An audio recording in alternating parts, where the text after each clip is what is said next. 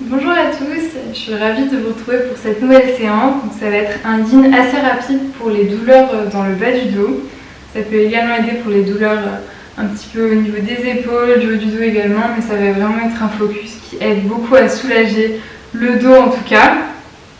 Donc le yin yoga, c'est une pratique où on va tenir un peu plus longtemps les postures. Après, vu que c'est une séance rapide, elles ne seront pas tenues trop longtemps.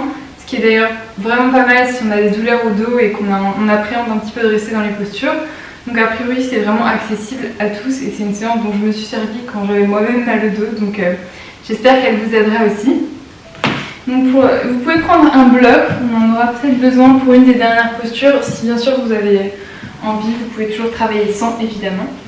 Et pour la première posture, on va passer en fente basse. Alors ça peut être une posture où vous pouvez justement avoir des blocs ou quelque chose des deux côtés pour vous tenir. C'est vraiment comme vous voulez. Vous pouvez simplement rester sur le bout de vos doigts. Vous pouvez essayer d'avoir le dos un minimum droit, de ne pas créer de tension. Et on commence à bien respirer ici. En allongeant ses inspires et ses expires. En essayant de se détendre ici.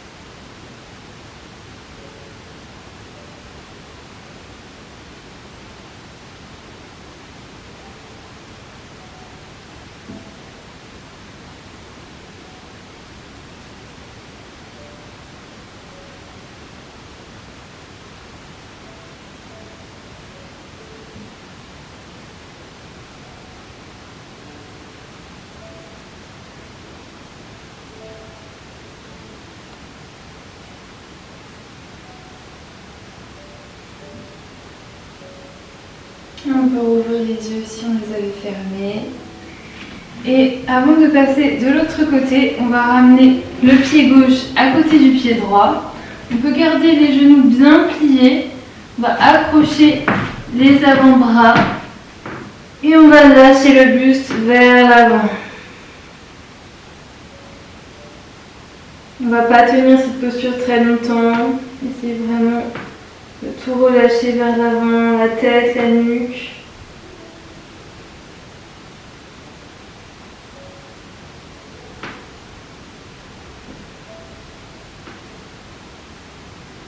C'est d'ailleurs une des seules postures debout sur les pieds qu'on a en yin. Et c'est vraiment une posture géniale pour détendre le dos. Surtout qu'en pliant les genoux du coup, on ne tire pas sur ses jambes, on laisse vraiment l'occasion au dos de se détendre.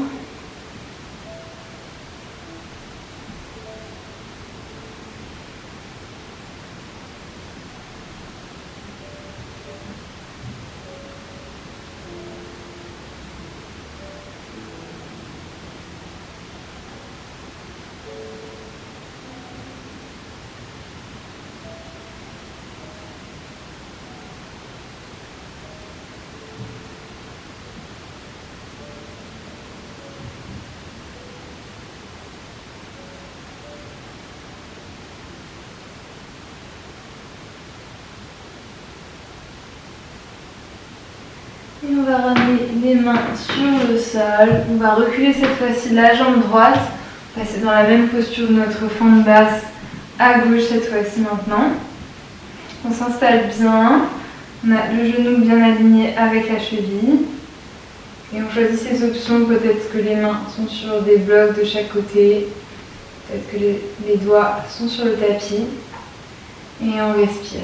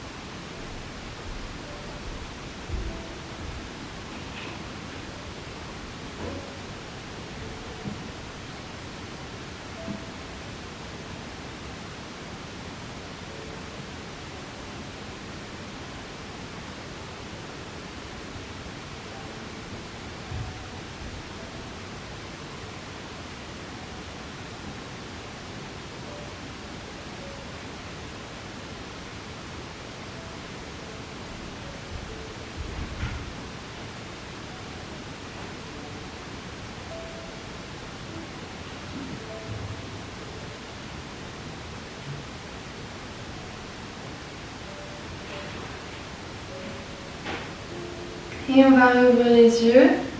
On va sortir de cette fente et on va ramener au final le pied droit vers l'avant, un peu plus écarté par rapport au pied gauche. On ouvre bien les pieds vers l'extérieur et on va descendre dans notre squat du yogi, la posture de Malasana.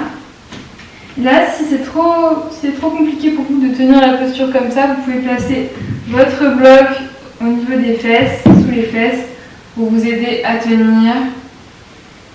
Et sinon, on amène les mains en prière qui pressent contre les coudes, contre les genoux. Et on respire ici. C'est une posture vraiment géniale à faire, même quelques instants, quand vous rentrez par exemple le soir, vous avez été longtemps assis ou longtemps debout, après une longue marche.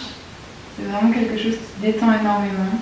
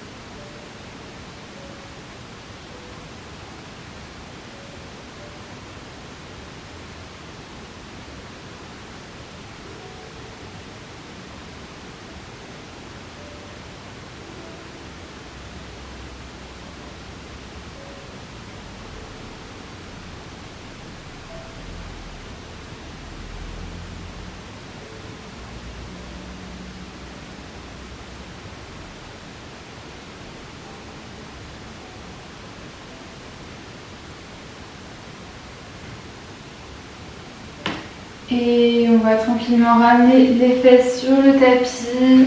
On peut ramener les genoux également avec nous. On va prendre la brique pas loin pour tout à l'heure. On peut ramener les genoux avec nous. Rouler un peu à droite, à gauche, avant de s'installer dans la posture suivante, qui va être celle du pigeon sur le dos. Donc on amène la cheville droite sur le genou gauche et on va attraper peut-être derrière la cuisse ou alors derrière le tibia. On garde le pied droit flex tout en autorisant au corps à se détendre. On respire ici. On fait attention en tout cas à ne pas cambrer le bas de son dos. On veut vraiment avoir le dos dans le tapis. Encore une fois, une posture vraiment géniale pour étirer le bas du dos.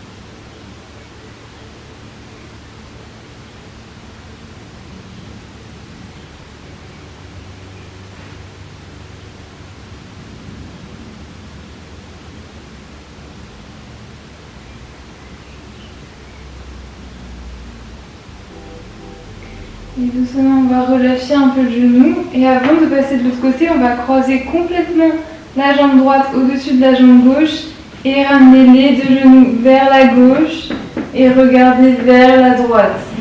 On ouvre les bras en T et on regarde vers la droite. Les torsions, c'est vraiment des postures incroyables pour le dos, pour amener de la souplesse, du mouvement dans la colonne vertébrale. On a le buste qui est vers le plafond, vers le ciel.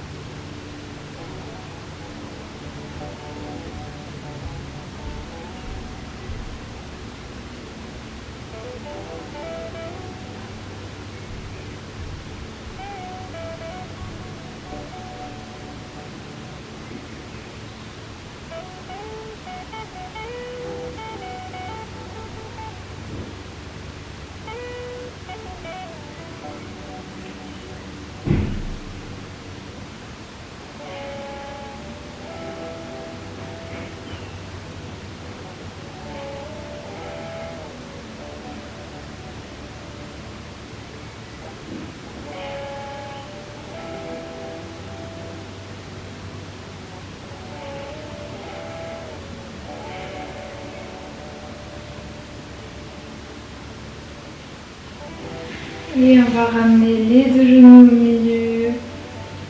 On peut les rapprocher de la poitrine quelques instants avant de passer de l'autre côté. Donc cette fois-ci, on croise la cheville gauche sur le genou droit et on attrape soit derrière la cheville, derrière la cuisse, soit derrière le tibia. Et on respire. On se rappelle d'avoir le bas du dos bien ancré dans le tapis.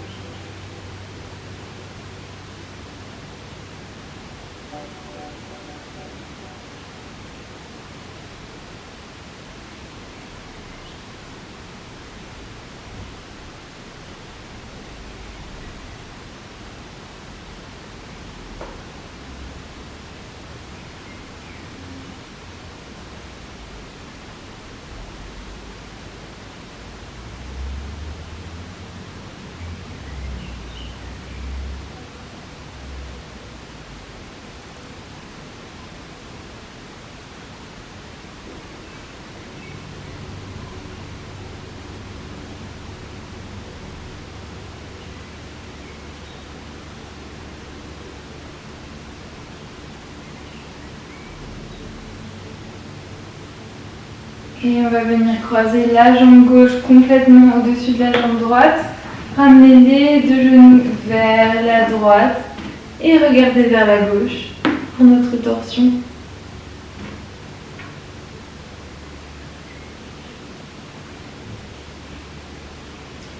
Continuez à bien penser à sa respiration ici, à allonger ses inspirations et ses expirations.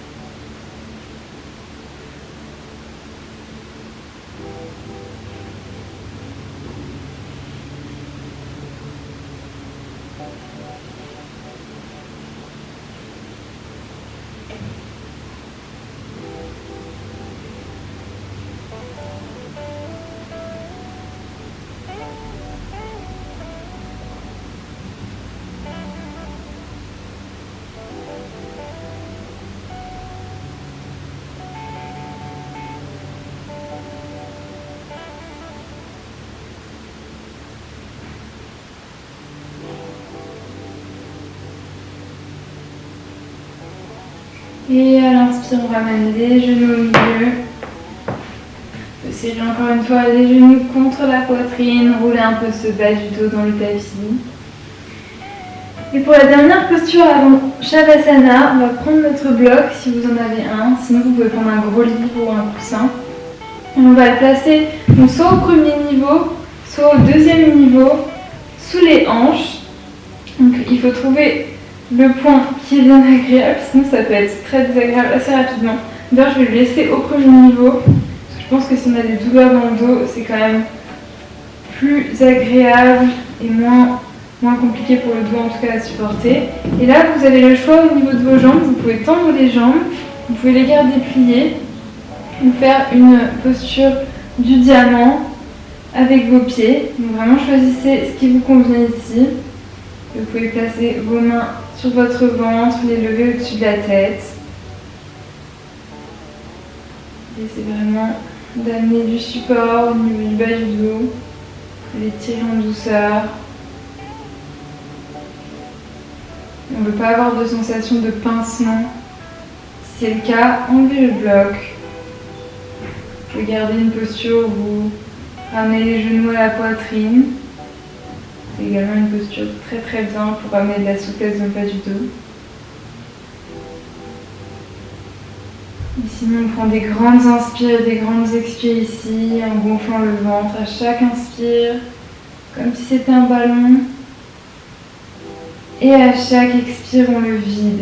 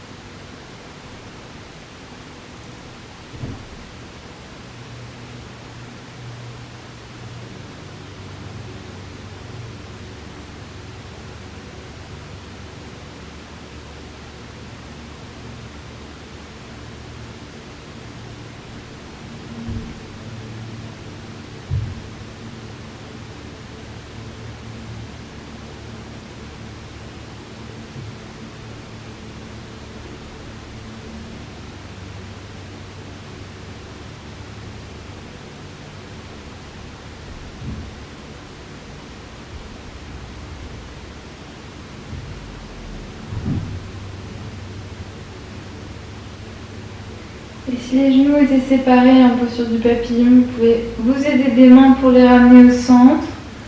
Retirez la brique de sous les hanches.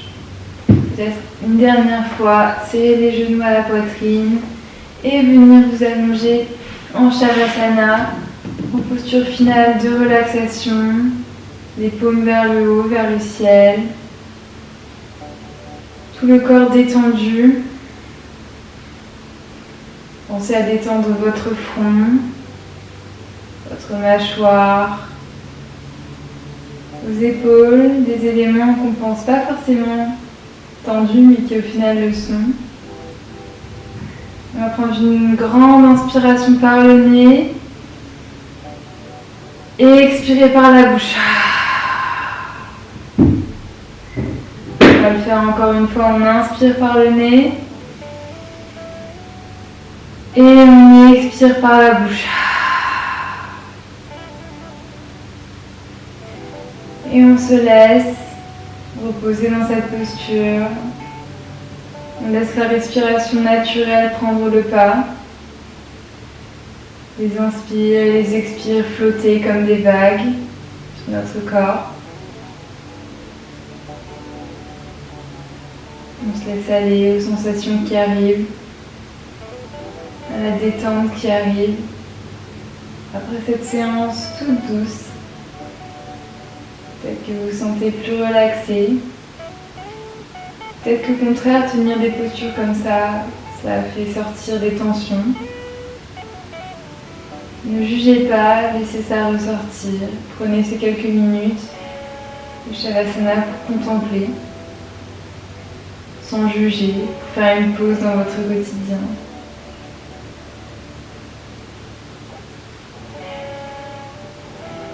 Je vous invite à rester dans ce Shavasana autant de temps que vous le souhaitez.